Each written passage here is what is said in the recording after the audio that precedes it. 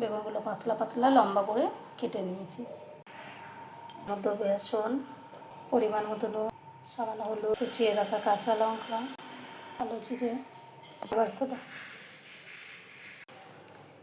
শুকনো অবস্থা সব কিছু ঠিক এরকম একটি ব্যাটার তৈরি করে নেব।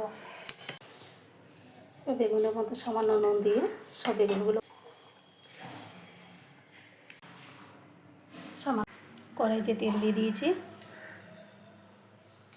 একটু তেল নিয়ে বেসনের ব্যাটারে দিয়ে দেবো, তাহলে লুচিগুলো বেশ ফুলকো ফুলকো হবে, মচমচেও হবে। এবার চিনি এবং তেল এই পাশ ওই পাশ লাগিয়ে তেলে ছেড়ে দেবো। লাল লাল ভাজা হয়ে গেছে, সুন্দর ফুলে উঠেছে। গরম গরম বেগুনি